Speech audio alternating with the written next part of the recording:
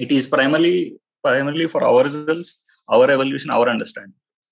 Hindus need to understand this, why they are doing this, what they are doing, and what is the context of a Murti Puja, what is the context of temple, what is the context of Devata, what is the context of the Vedanta. They need to understand the different aspects of all this that is required for them to live their life properly. When do I go to Advaita? When do I go to Vedanta? When do I go to Mimamsa? When do I go to Mantra Shastra? How do I relate to each of these in my life?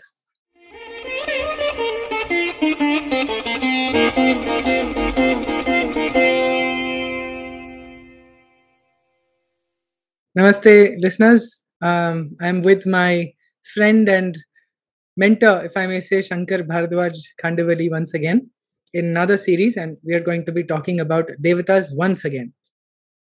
And this time, Shankar, I'm going to give a little bit of background to where I would like you to pick up the conversation from.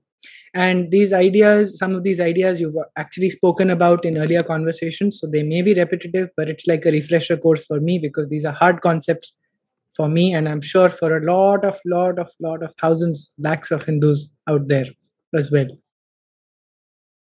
And also a little bit of disclaimer that I might keep interrupting to help explain concepts which a lot of us, including myself, are not aware of, and so please don't mind, and I'll try and we'll try and together keep coming back to the main topic.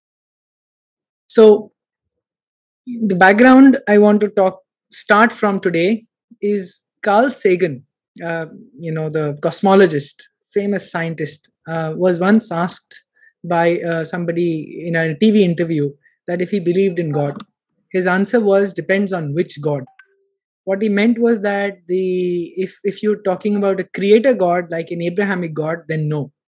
But if the interviewer meant Spinoza's God, which is described as God is the sum of the natural and physical laws of the universe, and certainly not an individual entity or creator. God is the only substance in the universe, and everything is part of God.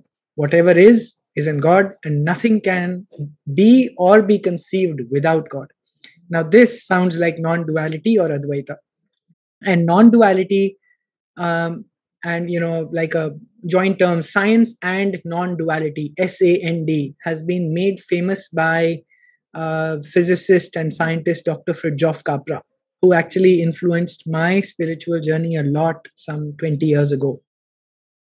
And Advaita in this context seems to appeal to a scientific and yet well-rooted Hindu.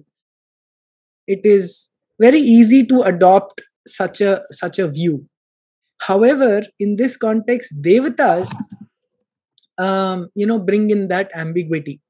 And what tends to happen is then they are seen as abstract energy principles, or words like metaphysical energy, metaphysical ideas, or even sometimes also sort of reduced to being symbols.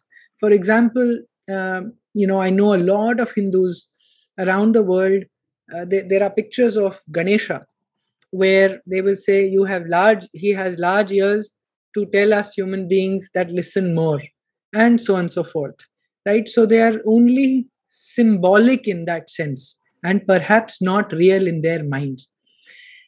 Having learned and had these conversations with you, I find this objectionable.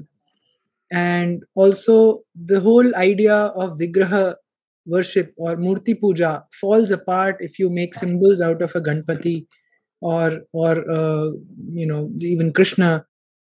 And we are a civilization which is actually based on Devata worship. Yes, Advaita may be part of it. I don't even know what Dvaita or Vishisht Dvaita are. Some Hindus tend to confuse Abrahamism with Dvaita. And so you get the drift of where I'm going with this. And so from some of our earlier conversations, you've actually said that Devatas are sentient beings in a process of creation who are possibly or not, who are part of higher realms. And in this context, there are rishis, there are vyasas, Gandharvas, and so on and so forth. So I'm going to start with this one question. Is Ganesha a real sentient being as part of the process of creation? Over to you. Is Ganesha a sentient being? Yes. In a very short one-word answer, yes. But is that all? No. Because you have many Ganapatis. You have a Siddha Ganapati, you have an Uchishta Ganapati. There are so many Vidyas in Ganapatya. So now, are each of these different sentient being? No. So basically, there is one substratum, there is a principle, and then you have so many manifest forms, countless manifest forms in which you can realize or. So what does that really mean? I mean, is this even comprehensible by a normal human mind? You're saying substratum, energy principle. Yes. So let us say we are humans. We have certain view of understanding the world. And why have we said Ganesha has 4 legs, 4 hands, a head, a trunk, all these things? Why are we trying to envisage these forms? Because we are essentially human beings. But are we envisaging, or are they like that? You had once mentioned that the Devatas are prototypes, for example.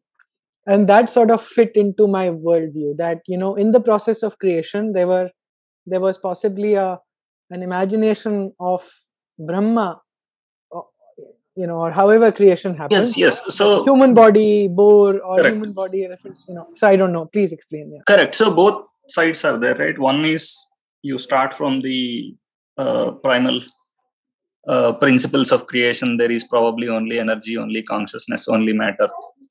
And then there is a sequence of creation, all that happened. Maybe initially some primal beings got created. There are probably maybe primal qualities existed.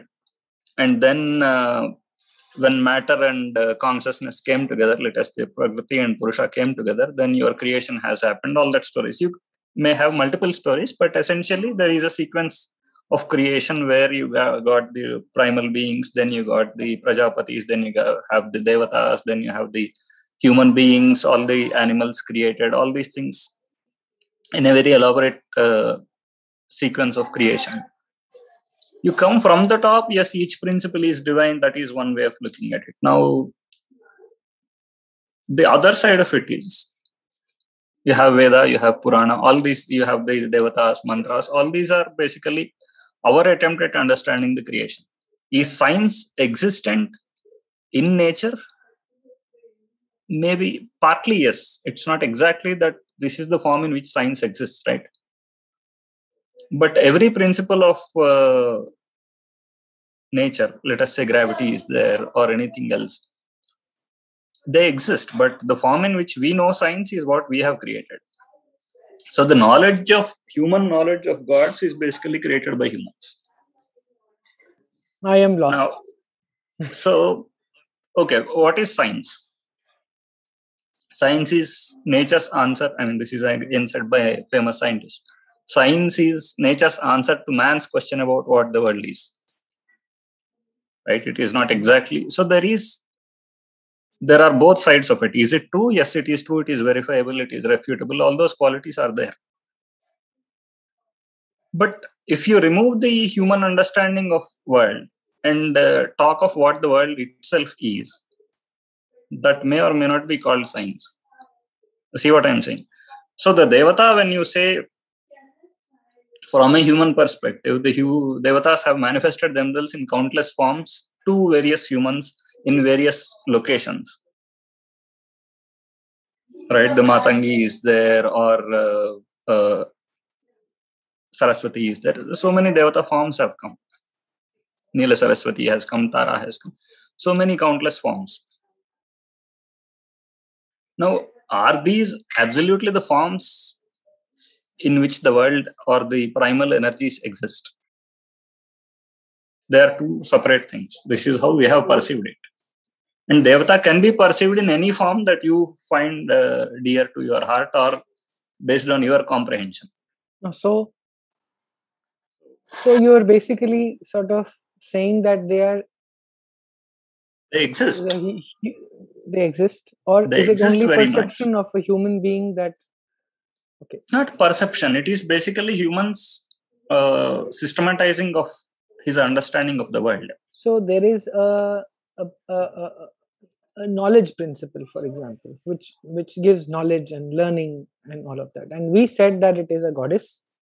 Correct. It is a female form or a prakriti Yes. form, yeah, and there is a certain energy to it. And have we ascribed form to it, that she is with a veena and so on and so Yes forth? and no, because that is the form in which the Devata revealed herself to a Rishi. Now there is a Saraswati with white dress, that Veena, all these things. Now there is also a Neela Saraswati, right? So it's not just one single form in which she has manifested herself. She has manifested herself in many forms. There is a 4-armed, there is a 18-armed. There are many forms, multiple forms in which Saraswati can be envisaged, was envisaged, is envisaged.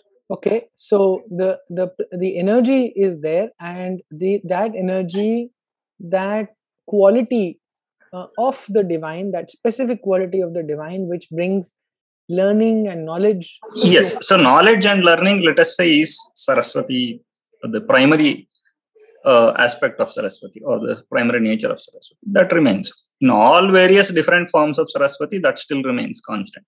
When you say Shakti, similarly, it will be Gauri, it will be Durga, it will be Chandi, it could be Lalita, anything. But ultimately, you know that it is primal energy. Lakshmi, again, you have so many forms of Lakshmi. So when you say Ganesha exists or he does not exist, it's not just in one form he can exist. There are countless forms in which he can manifest. And as revealed to the rishis, Yes. to seers, people Yes. who've achieved some level in some sadhana. Yes. And human rishis,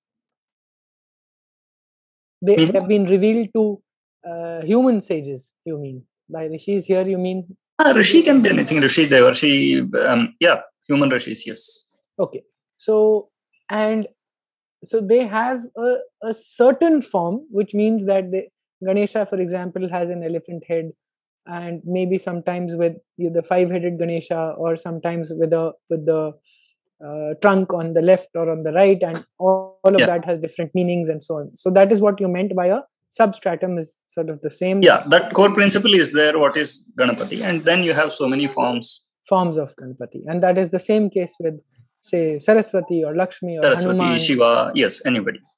Correct. So yeah, going further from there, these principles of knowledge, or the primal principles, are there in their absolute form. Now, how does a human relate to these things in his life? And how does he make them accessible for himself? That is where all these forms and worshipping of these forms, all this come. So when we are doing, let me move to Vigraha. So when the form was revealed to the rishis, the basis of the conversation today came from my conversation with one of my fellow team members at Sangam Talks, right? I forwarded some of the conversations to you. The argument was that, we tend to ascribe, because it's a little uncomfortable. The whole idea of devatas may sound unscientific, and so ascribing to the worldview of non-duality, science and non-duality, as Fritjof Capra does, and systems thinking and all, it's actually very, very powerful and very good, right? But the moment devatas come in, there is this tendency to think superstition. It becomes hard to explain it to Hindus, and leave alone non-Hindus. I mean, they will laugh at us, right? And in fact, Muslim groups and all of them, they mock every single day. How can a human being have a elephant head and a monkey head? You guys are animal worshippers, and all this nonsense they keep saying about us. So the moment we bring devatas, there is this tendency, firstly, for a scientific, rational thinking human being, difficulty to explain this. The second part is, I think there is a little bit of sankoch. Right? I don't know, not finding the English word. Sankoch in talking about devatas, right? So hesitation, yes. Yeah, you keep talking about these wonderful Advaitic ideas, and all universe is the same thing. But this is the uncomfortable area. And where I'm going with this repetition is that in a mandir, when we are doing vigraha puja, murti puja, I mean, it's not that you can invoke a Saraswati in the form of a Ganesha. You can't, right? Will Ganesha reside in a Durga Murti or in a Kamakshi Murti, and you say that, okay, I am worshipping Ganapati, but the Murti is maybe just a stone without shape, for example? Or could it be, is there a connection between the form and the energy that resides in the form, is what I'm also getting to. Is a relation. In fact, the reason many people say symbol is that the form has a relation with the nature of the energy, and that is the form in which a human can relate. So some things are, let us say, thinkable. Some things are not thinkable. You need a deeper experience to relate to it. Let us say, is there an object visible? You can see with the eye. Now, if there is no object visible, for you to project that there is an air there, you either need an experience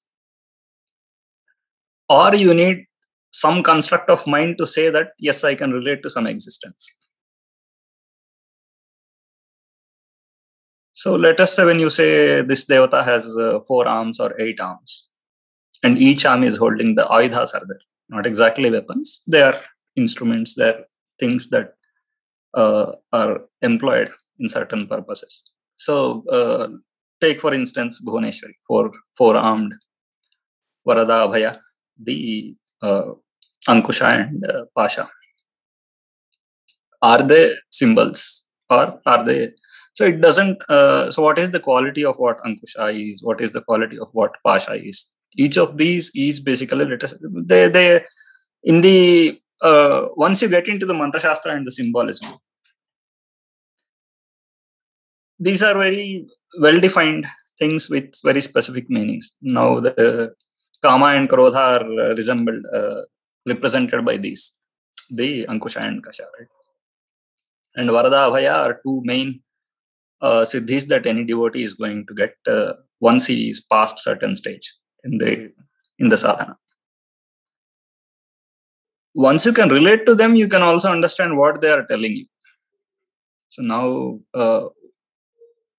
in a human evolution, everybody is before elevating himself to a human, one is always a Pashu. Now, Pashu is basically anything that is bound by natural animal instinct, right? You have the hunger, you have the desire, you have anger, you have fear, all these things.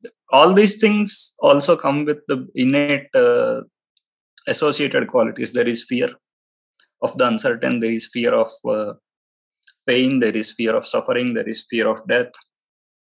Countless types of fears are there. All these aspects are limitations of being, which are, let us say, these are, that is why he is called a Pashu, because he is bound by a pasha of the life. And that is what the Pashupati actually controls. That is, and by going to him, you are relieving yourself of the pasha. And where you are relieving yourself of these fears and you are getting into a state where you have no fear, you have the abhaya, where none of these fears bother you anymore. It's not exactly that your body is going to become immortal, right? The jiva is going to become immortal. Now, all this, can you explain in theory? Yes, maybe you can explain. Or would you relate to any of this? The best way is you have a living presence through which you understand all this. That is how I am not a living presence, right? I am just throwing words. Those words may mean something to you, may not mean something to you. Unless these words sink into the being or you relate to their meaning in a way that is relevant in your life, all this theory means nothing. So let the rishis have understood what life is, what world is, and how a man can make his own life full of happiness. In short, this is what all darshanas are about. Leaving about all the elaborate theories, all that. In short, this is what it is about. Everybody craves happiness, but everybody has misery. How exactly are we going to cross this and achieve happiness? Now, for this, are you going to do the right things? Are you going to earn more money, or are you going to do a sadhana? There could be 100 ways to go about it. The rishis had given us ways by which we can gain the highest happiness. So, in this, where are the devatas coming? Devata sadhana, obviously, they say that this is one nearest and best way, because devata is a living presence for you. And devata is also a representative of one model of the universe through which you are understanding the world. One's own experience of the world in his own lifetime is extremely limited. Now, what is the point if you have lived your whole life and gained some experience towards the end of the life? It is much better that you start with the knowledge gained by somebody. You start accessing it, you start deriving the benefits of it, you make your entire life happy. So that is the benefit of civilizational experience, right? Generation on generation.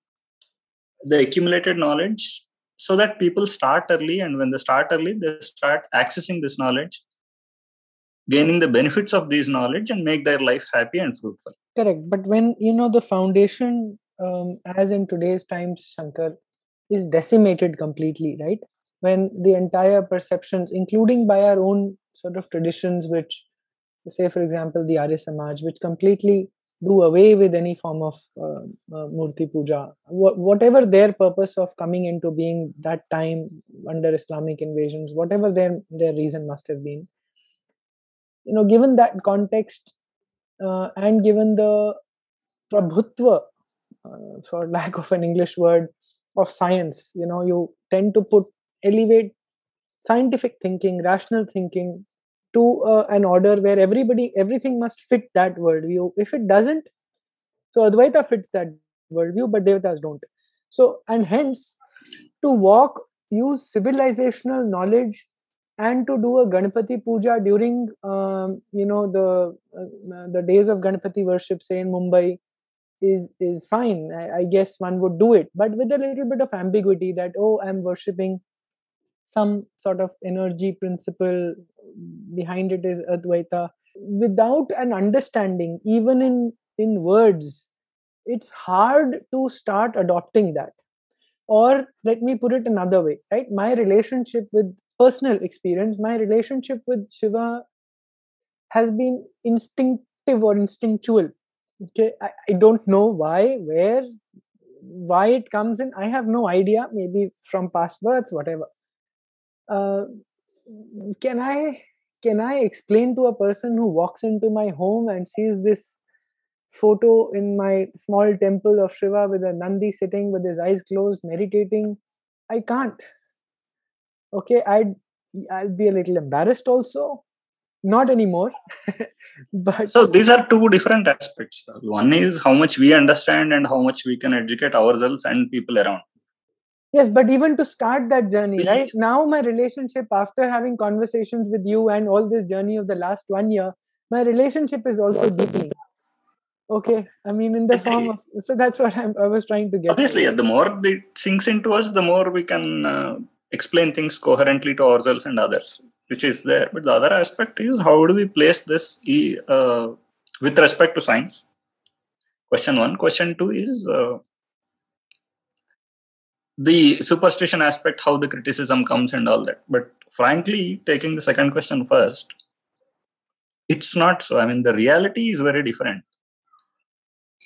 You understand that no matter what we think, a large and an overwhelming majority of this society is attracted to Murti Puja. They do it, whether you like it or not. So 100%. No matter how much criticism comes, Ayodhya Rama Janmabhoomi succeeded because people believe in Murti Puja. 100%. Ganesha, that movement succeeded in Maharashtra because people are gravitated that way. Arya Samaj did not succeed much because people don't, no matter how much Arya Samaj explains, people just don't go there. So we don't actually have to reinstate Murti Puja, it is already there. What we need to do is we need to position it properly within our life and within our collective understanding. Let us say the state, how state sees it, how the town planning sees it, for instance. What place do we give to this in the entire city so that there is harmony in different activities? But first amongst us, right? Why do we go to a temple is also perhaps not clear. To a lot of people, friends, why do we do that? Energy is everywhere. I'll give you another example. And I think I've cited we will get there. What I'm saying is we will address this. But the other aspect of this is the society is like that, which is why the attack is coming. Society has overwhelmingly subscribed to Murti Puja, which is why people are attacking it. Okay, yes. So eroding of trust and all this is really, okay, people may find lack of answer or defensive or whatever, but they go back and in their life they actually practice it. Got it. We just need to ensure that they don't need to do it in a private space. This has to come back to public space with pride and defiance rather than in a apologetic way. Wonderful. And for that, this understanding you think would be helpful, right? Absolutely. Wonderful. We need to both create that understanding in people as well as in the official systems that are looking at and designing the various institutions. Where should a temple be in a city? That will give, it's a huge psychological impact. If you have 10 churches around assembly, around parliament, everywhere, you have no temple to go. That is a huge psychological impact for you as a civilization.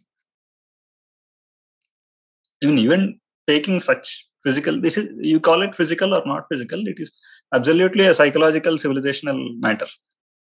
Yes, agree. So, regardless of its scientific nature or whatever, it's not because any scientific fact is established that you have churches all over, right? They do it because they do it.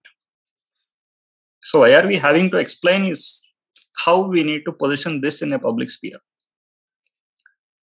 There is obviously an insider perspective where people need to understand what they are doing and why they are doing. And which is where we are going to get at, because that is where we need to spend more time. But once we have separated this, we don't have any compulsion to put this in a presentable way. We just need to put it in an understandable way.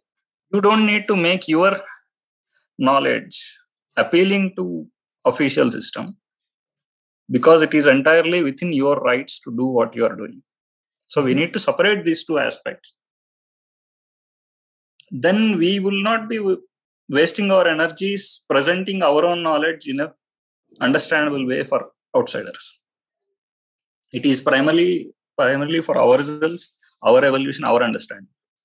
Hindus need to understand this, why they are doing this, what they are doing, and what is the context of a Murti Puja, what is the context of temple, what is the context of Devata, what is the context of the Vedanta. They need to understand the different aspects of all this that is required for them to live their life properly. When do I go to Advaita? When do I go to Vedanta? When do I go to Mimamsa? When do I go to Mantra Shastra? How do I relate to each of these in my life? So this relative perspective is what is very important. Now, taking slightly a step back on your question, whether Devata sits well with science or all that, right?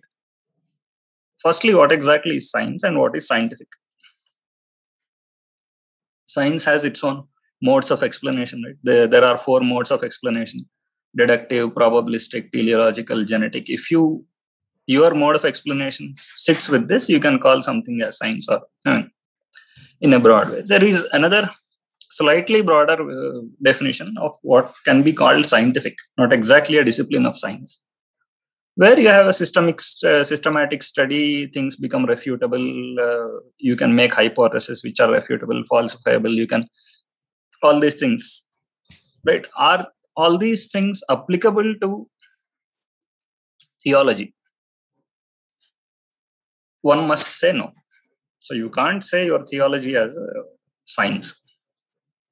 Now, is it a very systematized study of the world? Absolutely yes. Every systematic study does not need to become science. Today, are human beings dealing with a lot of subjects that are not science? Yes, absolutely yes. You call them social sciences, but there is no science in them.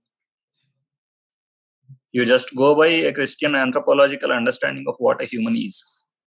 You have created your social sciences around that. Is it science? No, it's not science. But it has made it to United Nations, it has made it to constitutions, it has made everywhere. So we'll need to understand the fact that being scientific is not something that is so pervasive in life. It is not really. A lot of what we are practicing day in, day out is not exactly science. So we don't have to fit that into this. Now, Advaita is there. Where does Advaita sit? Okay, it may be compatible with some of the scientific discoveries. But Advaita, end of the day, is still a metaphysical theory only. It is giving you a causation of the world. It is giving you a model as to how to understand the relation between a man, the world, and the ultimate causal principle. We have 6 darshanas, right? I mean, we have many darshanas, but let us say the Shad darshanas are there. Does any of them refute Devatas? No. Each of them actually takes recourse to Veda and says, this is my axiomatic knowledge. And Veda is dealing elaborately with various Devatas. It is talking of Indra, Agni, Marut, everyone. So it's not as if somebody has posited any Devata. So there is nothing to prove or disprove it. You either take it or don't take it. So to get slightly put this in a scientific or systematic way, if you want, you have something called a domain of applicability, where you say you have a certain hypothesis, certain knowledge is there. You have the ability to either know it as true or not true. This is one level. And once you know this is true or not true, do you have the capability to prove that it is true or not? If something is absolutely verifiable in all times, either as true or untrue, but you don't have the ability to prove, then it becomes an axiom, right? You take it as an axiom. You want to use it because you know it is true, but you don't have the ability to prove. Now, this is what Veda is. Veda is the axiomatic knowledge. You know that it is verifiable, but you can't prove it. You can't even disprove it. And without an axiom, there is no knowledge. There is no mathematics without its own axioms. So similarly... Can you help explain that, please? You said Veda is like axiomatic knowledge, which is verifiable, but you cannot prove it. Yeah. So that is the definition of an axiom, right? Axiom is something that you can verify, but you can't prove or disprove. So either you take it or you leave it. So what do you mean the Veda can be verified? Help with that difference, that nuance, please, here. Verifiable, I mean, isn't verifiable equal to being able to prove? What does verify is ascertaining the status of truth. Verifying only the truth value. You can say that it is true, but can you prove that it is always true? So empirically, does sun rise in the east? Yes. You have verified it over millions of years. So there is only, you have projected it and said that, okay, this is going to happen always, but you also have a logic around it. Now earth is like this, sun is like this, we are going round, so this direction will not change, so this is true always. Logically, you have made a projection and said, I am able to prove it. You call it induction, deduction, there are several methods to prove. So in the context of our knowledge of the world, Devatas have been posited as entities, as real entities. Now, can you prove that they exist? Agni is there. There is an Agni, you know that it is Agni. Does it have these, 3 feet, 4 horns, all these things? That is a concept created. See, this is where I lose it sometimes. The word concept to me means that it is different. So you use the term that the Devata revealed himself or herself or itself into as a form to the rishis. The moment you say concept, right? This is where it becomes an abstract symbolism of Agni, right? Because Agni has flames, so you say that it has four. I'm not sure. I mean, are you using that word loosely, or do you agree that In using the the word context of concept? formal knowledge, concept is the right word. Why? I mean, that seems like a, a symbol that we have sketched out to imagine something, giving human form to something which is a non-sentient thing like fire. Necessarily. Not necessarily. That it is a concept does not imply that it is not real or existent. I mean, they can coincide, right? That is how the whole Vedic poetry has come about. It is real, it is layered, it is also theoretical, it is also conceptual, it is also philosophical, it is also a living energy. To my mind, it feels like something we've sketched out just to explain it to people, or it's while it is may not be Because, there. because in maths and physics, that is how we have related to the word concept. That's correct. But that does not mean, let us say that sun is a concept or an entity. It's an entity as for you. Yes. Sun can also be a concept. Okay. Right? There doesn't have to be a contradiction. It can be both at the same time. So similarly, Devata is also like that. It is a very complex thing, right? I mean, if you don't call it complex entity, it is a concept, it is an energy, it is an astronomical symbolism, it is also a spiritual experience. And it is also a living presence. It is all this at the same time and more than this. Which is why we are able to bring it down to something that we can relate to and experience. Let us say somebody does not have a rigorous sadhana, he does not have a direct experience of Devata, but he will not say, but it is not a reality for him. It is still a reality for him. It is a living presence for him. His uh, thinking about Rama, for instance, is a living presence for him. Absolutely correct. And that is how actually 99% or more of Bharat would Are actually relating to be it exactly like that. but that's neither a preliminary point nor a final point. There is a lot more to it, is what I am saying, and that lot more does not negate this part. Your living experience of a living presence, or your devotion of your within your mind, is not going to negate the theoretical aspect of this. Let us say the Purusha Rama of Ramayana is the Purusha of Sankhya. This is a very well laid down theory. You can relate to it concept by concept, how the Rama Sita separation happens, how their unification happens, how the Maulikardhas of Sankhya, the Prakriti Purusha, Samyoga, Viyoga, all these concepts can be seen through Ramayana. It is philosophically true. I mean, true in the sense it is applicable as a metaphysical concept. At the same time, it is also a living presence.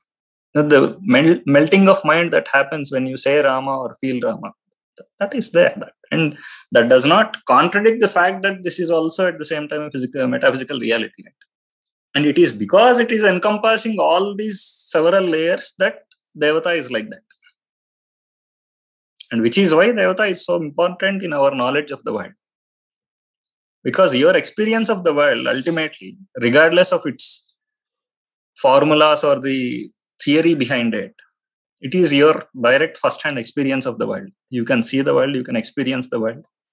So that part can't be negated. Do you have to scientifically verify it? No, there is no need. When there is an experience, you don't care about science or anything, anybody trying to explain what that experience is, unless you are trying to systematize into a better experience. Yes, which is probably the purpose of this conversation. Yeah. So, and which has been my experience in our conversations, right? It's actually, to repeat your word, systemize it to, the knowledge to have a better experience, right? I mean, I don't have an experience of a devata, but just my relationship has deepened. But you know for a fact that when you meditate on devata, your mind melts. Yes. You have that experience. Yes. It is a reality, a living presence for you. Yes, it is. Now, does it elevate or even itself? Not only meditate on the form of a devata, but just inside an area which supposedly is of that devata. So just the sheer energy you start to feel. You enter a space, it quietens you down. Of course, that experience lives, and different places you get different sense of experience. So exactly. So that is the whole mantra shastra of the Veda, or ultimately whatever you say, it is ritualistic, whatever. The core text of Veda is the mantras, right? And then you have the yajna where the mantra is applied, all these things. But the Samhita is basically the mantra towards the Devata. The Agni, Indra, Rudra, Vishnu, all these Devatas, their mantras, it's basically revealing us the nature of those Devatas. It is also telling us how we relate to those Devatas and what we should do so that we are deriving the best benefits in our life. So no matter how scientific the Vaiseshika, the Advaita, all these concepts are, all these theories are, this aspect they have never rejected. The reality of Devatas, or reality of the world in itself. Because every Devata is one understanding of the world on the end of the day. No, the Advaita is not rejecting the reality of the Devata. Veda is expounding the Devata very directly. There is... Yes, that's clear. Okay. That's clear. And that we are relating to, we are practicing it. We have its experience, we have its fruits. Now, these things, what is Advaita or Vaiseshika or Nyaya or Mimamsa or Sankhya doing? They are trying to put this in a perspective and say, this is what Veda is actually telling you about the causation of the world. Now, why does it tell? Because ultimately there is an apparent reality of the world. They also posit that there is an essential reality of the world, which may or may not be the same as what we are seeing. The gross reality is there. Then there is a subtle reality. The subtle is causing the gross. So you understand the subtle, you can control the gross better. Let us say in our own life, we understand how things work. We can deal with them better. How people think and how people react. We know this. We can deal with them better. So it's a similar dynamic. You understand how the world works. We can derive our experiences better from the world in our life. Correct. Yeah. And the whole ritual is directed towards that. You call it materialistic, you call it spiritual. This is all, just jugglery of words. But ultimately, this is the reality. You know how the world works. You know how to make your life better. So Devata is giving you certain things. You say Devata is giving, or you have done the ritual and Devata is bound to give you. There is a theory around it. Sure. Devata is a mantra baddha. Devata is bound to come whenever you invoke the mantra. But provided you have certain devotion, you have elevated your mind, all these prerequisites are met, Devata is bound to confer the grace or whatever. Beyond this is a reality that they have taken for granted, the darshanas. They are not trying to explain this. The Sankhya or Vedanta or anything, they have taken this for granted that the Veda is telling about this and this far is an axiomatic knowledge. This is true. We are not trying to prove or disprove. We are theorizing further for those people who have taken this to be true. Got it. We are not arguing with people who have not taken this to be axiomatic. Very nice. Okay. Beyond that, now they are trying to put further theorizing, saying these are the principles, underlying principles for the creation. You understand these principles, you can transcend the phenomenal aspects of life into a deeper happiness. How misery is coming, how binding is coming, the Pashu and Pasha that we discussed. How the Pasha is coming, you understand it, you can get over it. You can undo it to yourself in your life.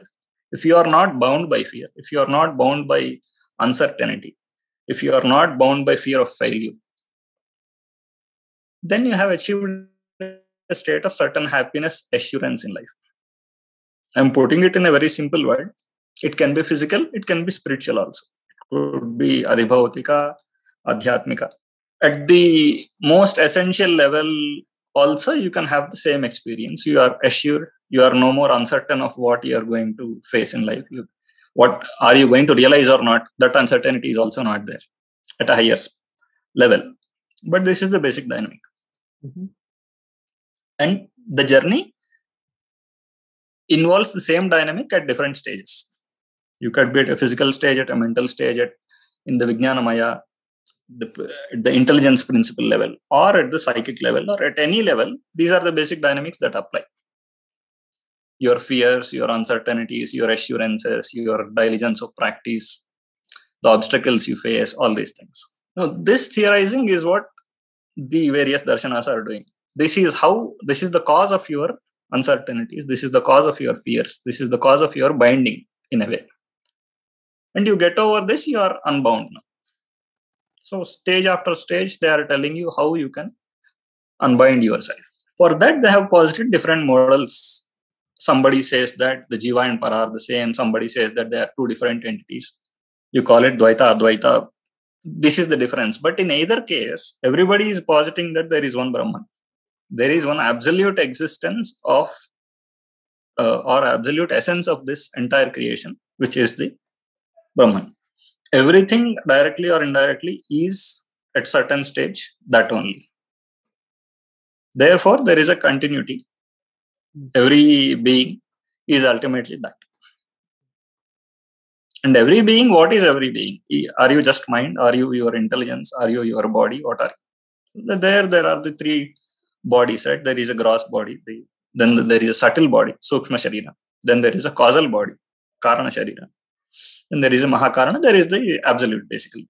Within that, these sheets, if you open up these sheets, the causal, subtle, gross, what remains is the absolute existence. So because you are ultimately an absolute existence, realizing your true nature is an assurance of your unbinding, all forms of unbinding. This, in short, is what every theory is saying. Sankhya, Vedanta. They differ at certain levels, but that is all theoretical differences. I mean, for the purpose of current discussion, I think we don't need to differentiate them. Yeah, absolutely. But this is what everybody is saying. So, because these are different hypotheses, they are saying that because you are like this, I am giving you this path towards liberation. So Advaita has one suggestion. Because you are essential existence, you just realize yourself and you are done. Mimamsa is saying slightly different things. It is saying that the ultimate nature of the universe is made of quality and action, guna and karma. Action is not something you are anytime able to get around. Therefore, you need perfection over the action. So that you are not bound by the inspirations or the results of your actions. That is the way to unbind yourself. Now, these are all different theories, hypotheses, which is why each darshana has been refuted and reformulated over time so many times. This is exactly how any scientific theory works. You formulate it, you refute it, you refine it, you reformulate it. So over time, so many times this has happened. So there somebody posits an Ishvara.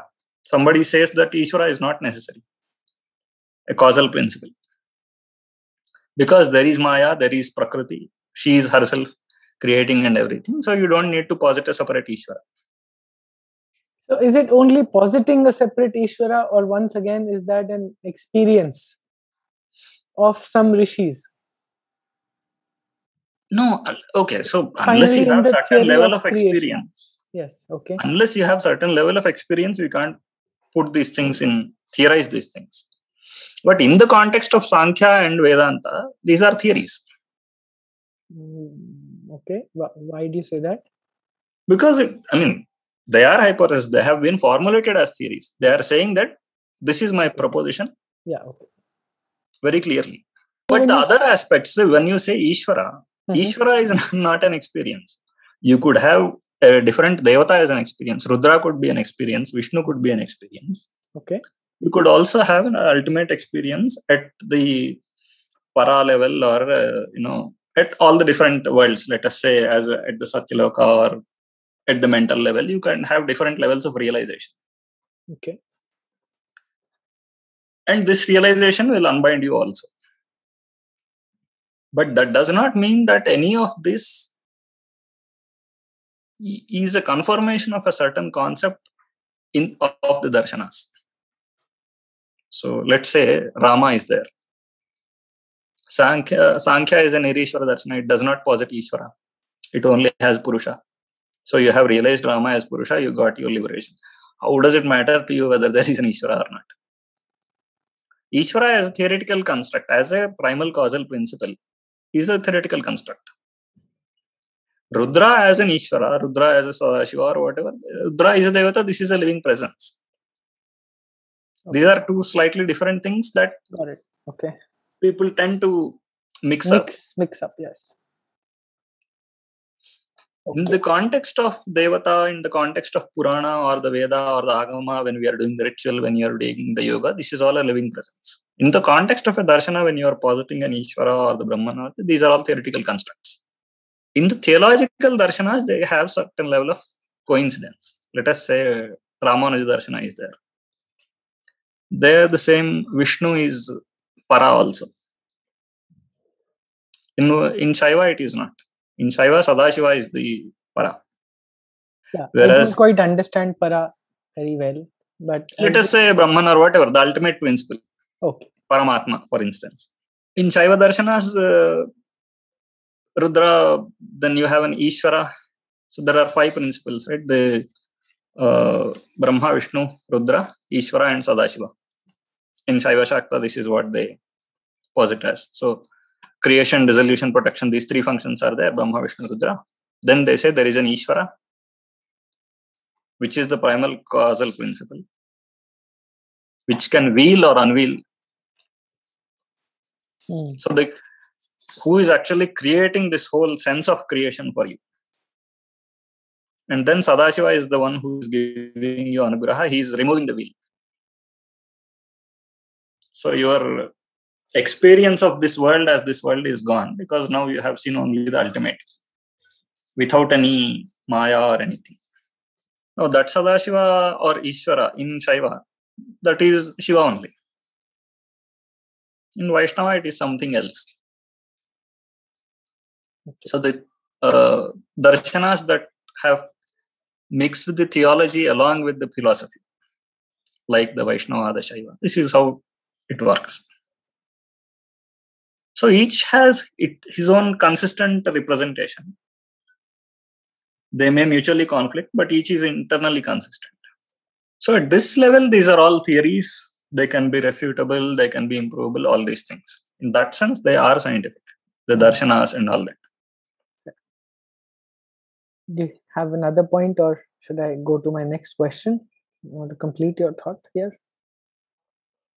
No, but the summary you got, right? There is that Veda, which is the axiomatic part. Then you have the theories where you are theorizing all this is happening. Yeah. These are 2 things that exist side by side. So I want to now ask that, there is a book to do with Sabrimala by Sinu Joseph. Okay. And that's the first time, or maybe I've seen it earlier, but at least that's the first time reading that book. This thing came alive. So she actually goes through temples and says which temple activates which chakra of the human body. And she actually talks about chakras and the devatas that reside in them. This whole thing of outside, inside. Okay. Is Saraswati out there, or is she also inside? Is she a mantra in which the Kundalini is rising? And we are basically invoking that chakra within us. There is a knowledge that we relate to when we are conceiving ideas, when we are trying to discuss the different happenings in the world. But there could be subtler levels of knowledge about how the world has come into existence, how the creation happens, how the show of the world or the game of the cosmos runs. Mm-hmm. That knowledge ultimately is also Saraswati, right? Yes. And if you are coming top down, there is no creation. When there is no creation, there is a knowledge of how to create, what creation is. That knowledge is also Saraswati. When you come top down, that is where it comes. Now that exists. From there, then the world has been created. After the world has been created, different beings are required. So then those are created. For that, there is another knowledge required. For those beings to function in certain way, they need certain intelligence among them. That knowledge then comes. So evolutionarily, there is a lot different levels of knowledge emerging. Is there one principle that is describing all this? Yes, that is the Devata of knowledge. And in the reverse order, if somebody is practicing, doing the sadhana and trying to realize the essence of the world, he would do the reverse engineering, right? He is thinking, what is the knowledge that I am gaining from? Where is it coming from? And then he will go unravel himself and say that what I think of as I is a very limited sense of understanding. I need to break this down to get a realistic understanding of myself. Then he understands deeper. Then he goes further and sees this is how the world might have come into existence. This is the knowledge that is running the world. He will get into the absolute intelligence principle, right? Then he has access to the higher worlds, and that is how he is getting to the ultimate knowledge. But all the levels, there are only upadhis changing, the vessels in which the knowledge is descending. But the one that is connecting all this is the same knowledge. It is only descending into different layers, different beings, into different levels, in different forms. In that sense, is there Saraswati out there? Yes, she is out there. She is there absolutely with or without our world. She is also there within the world. Same with energy, Shakti also. Same with action also, Kriya also.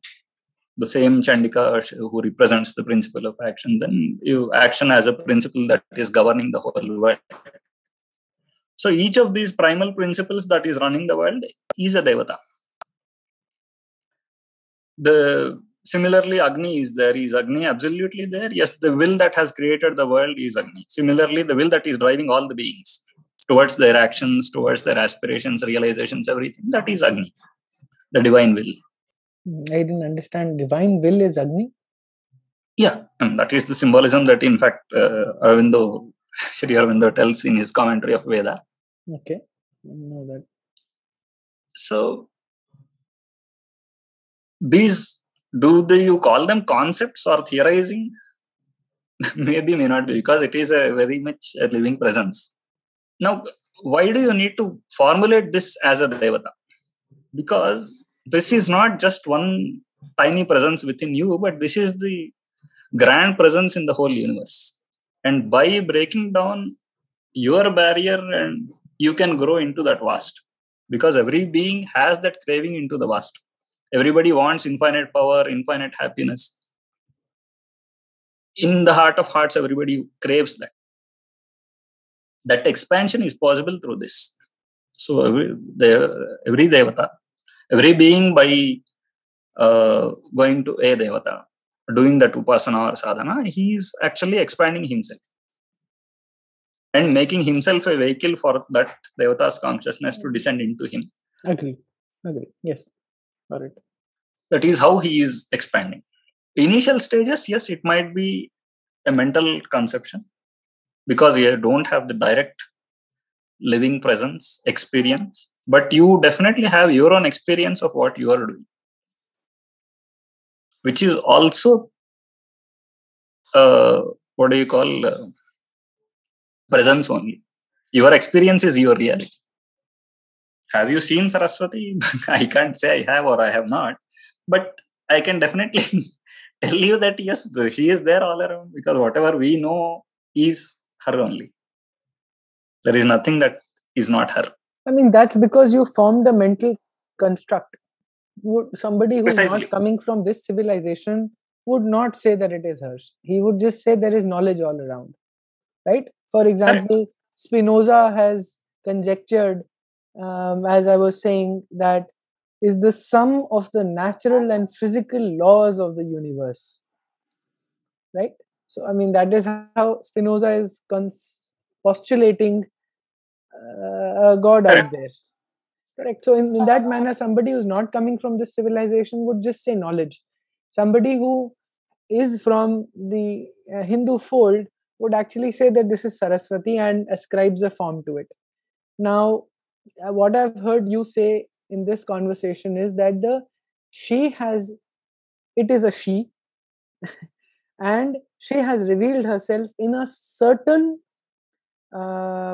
framework of form. And that framework can have many separate forms, yes, but that generally is the purity symbol, knowledge symbol, Veena, swan, all of that, Hansa, yeah. So which actually symbolize learning and knowledge and all of that. General framework is like that. Whether there is a tamasic version or a sattvic version or whatever, right? Yeah, okay. So that I get. Now this is revealed to the rishis, and they have further shared it with us, where people like us who have no direct experience start to form a relationship with that deity, with that energy principle in that form.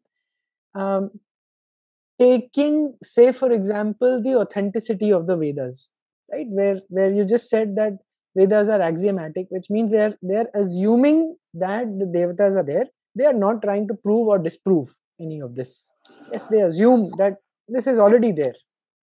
Yeah, and that then in that context they're explaining on how you can have a better life if you recite such mantras and all of that. Right.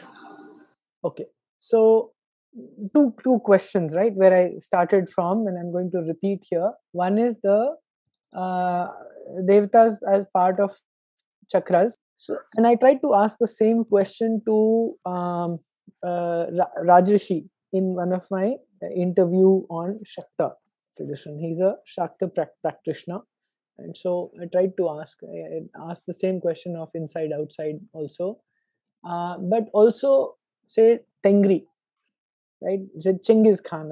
I've shared that with you earlier. Tried to ask, is that a Devi or the blue sky goddess that only because he belongs to the Mongolian tradition, and seers of that tradition may have imagined a Devi like that, and hence he gets visions of it?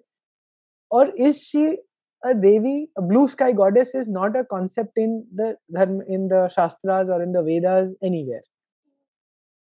Is it because of that we don't have access to her?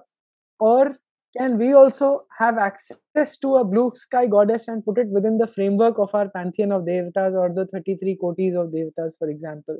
Are you getting the drift of where I'm going? What about the Greeks? What about the Egyptians? Right? They have their own versions of deities. Yes, they have their own scheme and full network of these images. Where you have, let us say, the Greeks have their own Apollo, Dionysus, all this. They have their own representation and a coherent scheme. We have our own coherent scheme. I was probably alluding earlier also. You have multiple schemes. Let us say the Lokapalakas are there, the Dikpalakas are there, the Grahadevatas are there. The same reality of the world you are representing in many schemes, not just one Devata or just Trimurtis. At some level, it is Trimurtis. But at certain level, it is, you have the Lokapalakas, 5 major the Durga or the Devi, Rudra, Vishnu, and Brahman, and so it makes 5. And Ganapati. This is one scheme. There is another listing of 5. There are, the 10 directions, the Dikpalakas are there. These are also one enumeration of the whole world in certain way. Then you have the Vishwadevatas, which are going to encompass all the 3 worlds. The Vasus, the 8 Vasus, the 11 Rudras, 12 Adityas, then 2 Ashwins. The scheme of Vishwadevatas. You can say that these comprehensively enumerate the whole world. So, of course, we have multiple schemes, not just one scheme. But what I'm trying to say is, in each scheme, it is an internally consistent scheme which is trying to cover the whole thing. Similarly, the Greeks have their own scheme in which they have enumerated all these things. I mean, they have used their cultural symbols also there, because that is how they have built their civilization, their culture. their people relate to those symbols. No, I get that, Shankar. But where I'm now a little bit lost, if the Devata have revealed to the rishis in a certain form, then the Devatas perhaps there perhaps needs to be consistency across societies and civilizations on such revelation. Why? Why Because should it be different? Because man is diverse, societies are diverse, so nature is diverse. Divinity reveals itself in countless ways, in countless forms, in countless places, at countless times. So this is the fundamental thing, right? If there is one devata of knowledge, it has to reveal this itself in the same way to Greeks and Indians and Americans. No, there is no need. It will reveal itself in different ways. The rishis in India have sought knowledge in certain way. It revealed in certain way. Just the way that statement, right? Science is nature's answer to your question. It is not an absolutely what it is. So this rishi has posed this question, and this is the answer he got. A Greek philosopher might have asked his question his way. He has formulated his question, and he got his answer. So pagans have a lot of similarities. They have devata of knowledge, they have devata of war, they have devata of power, they have devata of love. We also have. They are not exactly the same. There are a lot of differences, but you see a lot of similarities. They won't be the same always. So you have a Manmadha. You have also your devata of attraction and all that. He's not exactly the same god of love you see in the Greeks. There will be significant difference in the formulation. Partly because of how they have seen nature and what are the questions they have asked of the nature. Partly due to their own cultural symbols. So we have devatas of sky, definitely. We have Bhuvaneshwari, the goddess of space. She also rules all the worlds, all the bhuvanas. But as an absolute space, she is going to rule the Dharakasha, the Chidakasha. They have seen the sky as blue, and then they immediately formulated a devata for that blue sky. So man can do these things in countless ways. For us, again, Surya Devata is there. That is a very direct conception, right? Whatever is visible, they have formulated. Of course, he has so many lengths, hands, all these things. 12 months, he moves through different 12 places. So each place, he has a different form. Oh, is this all reality? Is this all conceptualized for a living presence? There is a relation between them. Relation between how sun is in that time versus the spiritual symbol. And there is an experience associated with it also. I get it. Little hard to digest simply because I think the rigidity of thinking of if there is one presence, one being, if you like, one energy form, and if he or she has revealed himself in a certain form, then why a different form in a different culture? Then that sort of speculates that the form is only because of the construct of the human mind and not necessarily a reality at all. At least that's and acknowledge a trap I may be falling into, but that's where. Right. So a very easy example people give is vessels, right? There is water which doesn't have any shape. You take any vessel, it will descend into it, that vessel in that form. And these vessels are diverse, right? Infinitely diverse. Your own mind, the same thought doesn't come to you always. You have 100 thoughts at 100 times and at 100 different intensities. How would you consolidate one devata form and say that this is all it is? I mean, it is meant to be the truth. So truth has a certain... Truth as you have accessed it. Truth as you have accessed. There is nothing like truth in its own, right? Truth in its own is its own.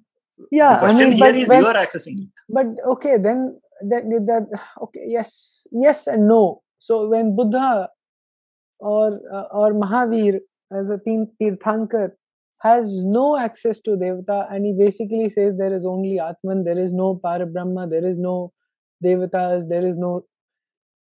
I mean, they're also rishis and they have no access to Devatas. So, is it then the access to truth is a construct of the surroundings that you've grown up with or that have influenced you? So it's basically a filter of your own mind in that sense, and there is no truth or reality of it at all. Okay, so those are two, three different paths, right? Not two, three, there are many paths. One, yeah, Devata Upasana is there in Buddha and Jaina also. It's not that there is not. They have mantras, they have Devatas, they have everything. Besides, there are certainly the Sankhyas were there, the Vedantins are there here also, and there are also the sadhus of the Buddha, Jaina, Ajivikas. There are also always one parallel thread where people don't go into all this and they have abstracted these things out because they have the ability to a more direct experience without formulation of these things. You just meditate, on what is the ultimate reality, you ask yourself, who am I? All these things, that is always coexisted with this. And there has never been a conflict between these two. There is one socially largely practiced method of you have these forms, you worship these things because ultimately social benefits come through these things. People are coming together, they are generating collective energy, collective civilizational output. You have made your entire country a sacred geography. It is not possible with 100 people going into forests and just meditating, right? That has to descend into saying that all our lived reality, all the physical forms that we have seen are manifestations of the same divine. So the rocks you see, the trees you see, the vehicles you see, everything is worshipped, right? Everything is a form of divinity. How is that collective civilizational consciousness possible without bringing that down to this level? At the same time, this is also there. You have people who have renounced all that. They don't care about the forms, they only care about the ultimate. And it is because they have done that there are intermediary layers which could translate that into a lived reality at the social level. There is a continuity between all these levels. Without a sannyasi developing the most abstract form, you won't have a gruhastha having an access to it. There is no contradiction in these, is what I'm trying to say. Let's just go back to the example of Ganapati. Now, Ganapati represents, to me, probably naive, it's obstructionlessness, if you like. You remove all the obstacles in the path of whatever you want to do. Right. Now, if a Mongolian were to have a similar construct according to their civilization, and maybe they have a devata, and now you're saying that why does Ganapati and that energy principle have to reveal itself in the form of a human body and an elephant head, right? Here to rishis, the Ganapati is a certain framework within which there are many layers of Ganapati, right? There could be a 5-headed Ganapati, or like we spoke about, right? There could be many different forms as revealed to different rishis for a different answer. I get that. But now the Ganapati principle revealing himself to a Mongolian or an Egyptian in a completely different form, that we'll go to Mongolian. Just talk of our own traditions. Okay. You have the Ganapati is most traditions are aware of it. They worship Ganapati first before getting anywhere. All this is, but Vaishnavas don't do that, right? Vaishnavas have a Vishwaksena, who is the ruler of obstacles. I don't know this at all. And Vishwaksena is not. He doesn't look like Ganapati at all, but it's the same principle. It feels like Vishnu himself, just like a version of Dhanvantari, exactly. For example. And look at the first shloka that anybody says: Shukla Ambaradharam Vishnu Shashivaranam Chaturbhujam Prasannavadanam Dhyayat Sarva Vignopashantayat. There is no Ganapati here. For obstacles, you are going to this fellow. What I am saying is there is so much of diversity in here itself. It's not that there is one universal Lord for obstacles and that fellow has to look only in this way. It doesn't have to. Okay. This is hard to grasp. But reality. So the same principle of obstacle, then there is a principle of knowledge. Ganapati is a certain conception, right? Which is the Brahmanaspati, the intelligence principle is there. Then the Akshara is there, the letter or the word knowledge. That aspect is there. Then the ruler of obstacles. All these things put together becomes one Ganapati icon, one Ganapati imagery. It may not be the same set of combination, same set for in any other tradition. Could be valid only for certain traditions. They might have over time become more popular than others. So within here you have so much of diversity. Obviously, between here and Greek and Mongol and other pagan regions, you would have infinite diversity. So their sky goddess is of one color, our sky goddess is of another color, because ultimately sky is just the space. What is the color you are relating to it depends on the flavor of energy you are evoking, right? Invoking. The dark, vast is there, which is basically the time, which is infinite, vast, at the same time very fearsome, terrible. Then you have a very pleasant space, the dawn colored. Yeah, I know, Shankar, but where this would then sort of come down to just different civilizations, or not even civilizations, but within the civilization, different schools of thought, different sampradaya. I mean, really, that word, I mean, if you could call Mongolians a sampradaya also, or the Egyptians or Greeks, then the sampradaya that you are brought up in, and the based on your own meditation, going within, the devatas are revealing themselves to you in that construct.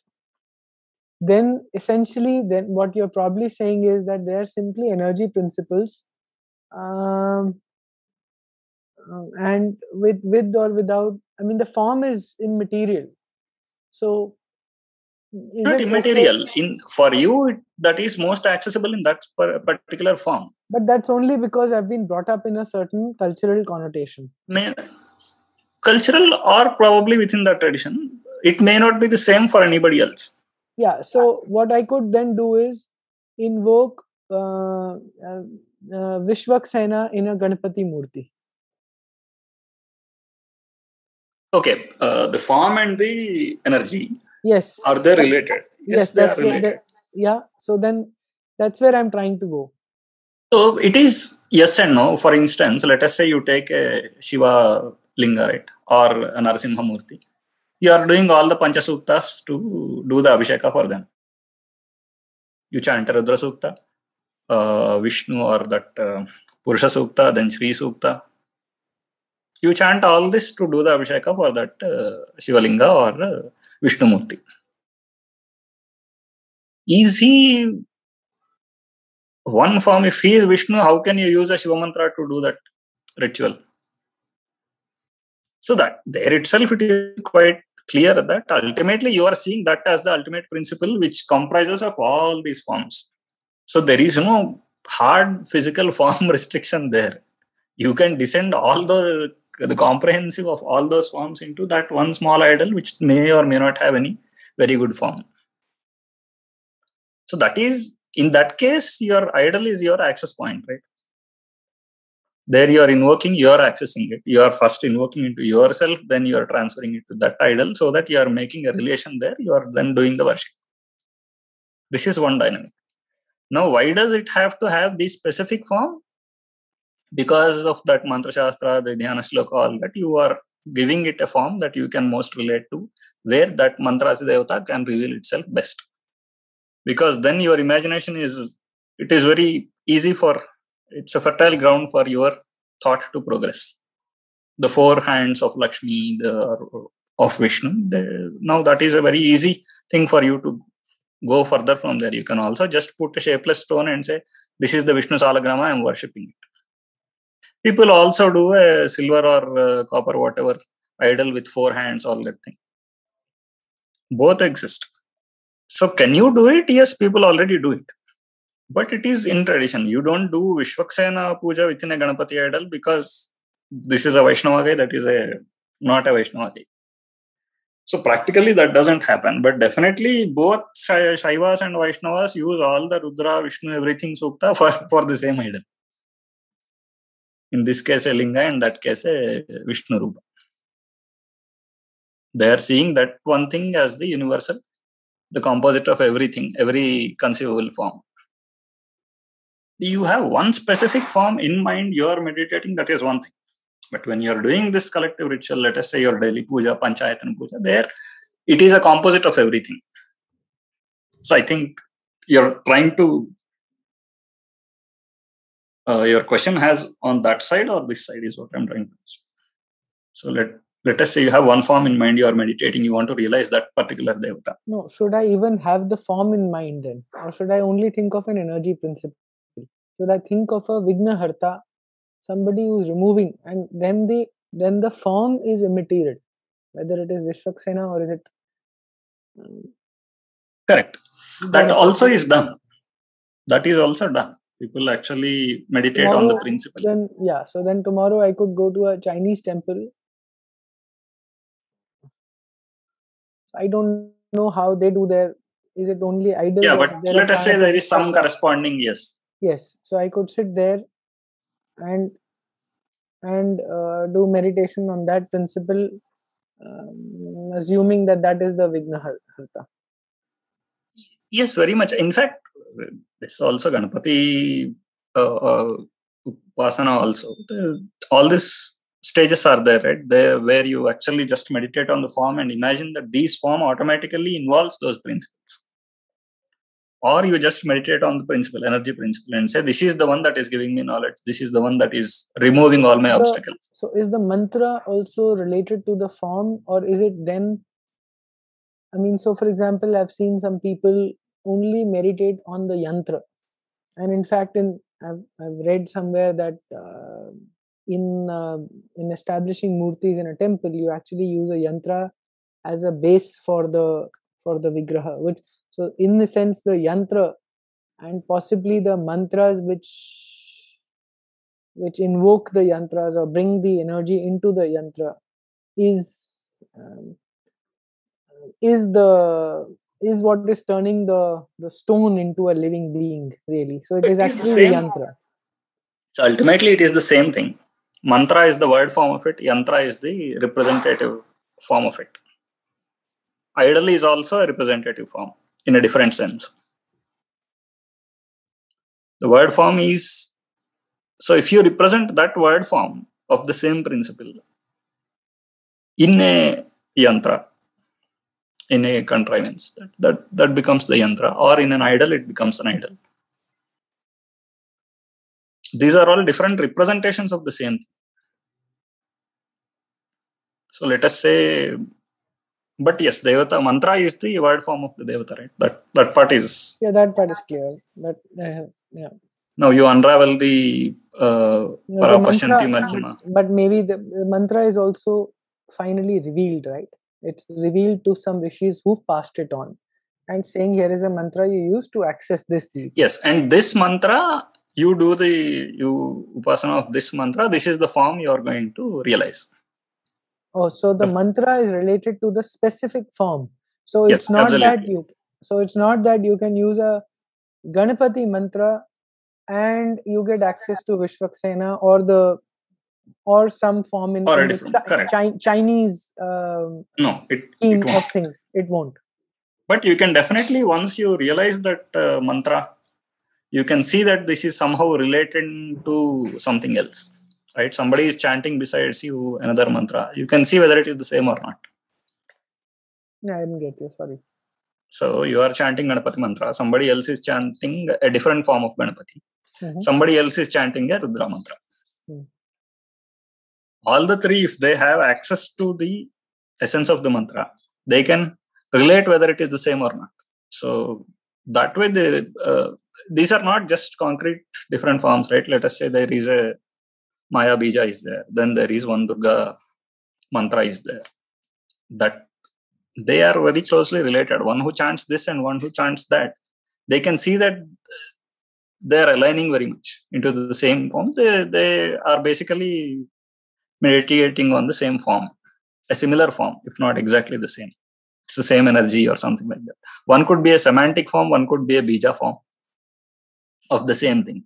Yeah, okay. I'll need to understand this maybe in a follow-up conversation. Sure. But yes, mantra is definitely associated with a form, a particular form. So if you are going, it could be. So Indians could possibly access, if they were to access the Tengri Devi, then to the rishis or somebody like a seer elevated one, they would be able to access a certain mantra for that Devi, for the blue sky goddess. Yes, and that will be a totally different mantra. It will not be the Bhuvaneshwari. Correct. It would be different. They could potentially access that. Yes, is that what you're saying? Much. Very much. So it is just that scheme of Devi Devatas are not within our current because scheme of for things, us there is certain level of completeness. Let us say you have the 10 Vidyas. They see a completeness that these 10 principles most comprehensively explain the whole world. That is the scheme. Similarly, your 5 Lokapalakas comprehensively reveal to you the entire world. So you don't need a blue sky. If you have this sky and another black Kali principle put together, you have covered both. You don't need a separate blue sky. That's what I'm saying. There is another scheme where blue sky is relevant in that their sense of completeness. So we might still have another scheme, a new scheme where that becomes an integral part. Do you know, maybe a side question, but do you know, I mean, nobody else seems to have any mantras at all. They have idols. I'm not sure what the Greeks or the Egyptians or Mongolians have, or Chinese. Mongolians, I think they do. I am not very sure, but I think they do. Okay, and perhaps also the Egyptians. Definitely the Bauddhas and Jainas have, the Tibetans, all these people have. As far as I know, the Japanese must also be having their traditions, they should also be having. But mantra may not have as much centrality to them as it has for us. And so in that sense, without the mantra, isn't the form of the deity incomplete? It's probably just a stone in that sense. Is it not? I mean, it may be a form just coming. No, chants everybody have. Chants everybody have. Yeah. But why we specifically call it mantra? There is a mantra shastra. Now each syllable you say that this is representing certain force, and putting together these syllables uniquely creates this kind of force. That whole mantra shastra is evolved for us. Now, how much it is evolved in each of these civilizations, we really don't know. Some might be lost, some might be in a reinvention phase, some might be half developed, we don't know. But most of these pagans do have their own chants and all that. But for us, the unique thing is because we had the advantage of continuity in development. That mantra shastra is, we made it axiomatic. Around it, we have developed the dharma shastra, all these things, various subjects, some of which are directly about worship, some of which are about organizing the society, like your dharma shastra. Some of which, in fact, an Upaveda like the Dhanurveda or Ardhashastra, they are directly related to how we are conducting various affairs in life. So that completeness and that continuity has come in our civilization. Okay, let's go to the first question. Devatas as part of the chakras, and this possibly also is intertwined. The question of others also is the same Devata part of the Mongolian as well. You see, there has got to be some. How shall I say, some, I mean, not if Rudra is part of some chakra, or a certain form of Devi, or Ganpati is part of some chakra. For example, I've heard that Ganpati is part of the Muladhara. So if he is, then Ganpati must be part of the Muladhara of a Mongolian and Egyptian as well. But do they put it as a Kundalini form in the first place? In fact, in our own traditions, Kundalini is one aspect, right? There is Kundalini Yoga, there is a Laya Yoga, where it's not in the form of chakras, it is more in terms of the samyama, the samadhi, all these things. So chakras is one school. It's not that the others don't understand chakras, but that's not how they look at reality, right? Prakriti, Purusha, Samyoga, Viyoga, all these things. When this is going by Sankhya, realizing Sankhya's meaning in your practice, that is how Patanjala yoga works, right? That is the Laya yoga. Then you have Hatha yoga. Then you have a Kundalini yoga. There is a Nada yoga, where mantra and realizing the para level of work, right? That is how you unravel the meaning and the real nature of the Devata and yourself, in fact. So there are so many forms. It's not necessarily that each of these is really represented in the form of chakras in the first place. So, are you realizing Ganapati? Yes, you are realizing Ganapati. Are you seeing him as Muladhara? Yes, you might. But a Laya yogi would not describe it that way. A mantra yogi would not describe it that way. A Kundalini yogi would describe it that way in the form of chakras and all that. But are they living presences within and they are relating to it? Absolutely, yes. Everybody has his living presence and direct experience. But their terminology of their experience is very different. And their meditation practices also would be very different according to all this. Right? Let us say the Vedantins are there and the yogi is there. Where is the yogi trying to concentrate and where is the yogi trying to visualize things? It's within the body. There is a Dwadashanta, that 12-inch, that 12-finger distance. He is trying to map the places and then he's trying to see. A Vedanti concentrates into the outer space, right? He does not try to point inside the body. He is trying to see outside the body in the vast space.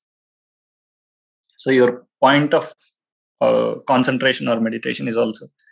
So there is a lot of diversity in this. The point where you see, are you seeing it as an abstract? Are you seeing it as an experience within some point of your body? Are you doing a dharana? So it could be the same Devata, but the same Devata, again, based on these different forms of yoga, you might be experiencing differently.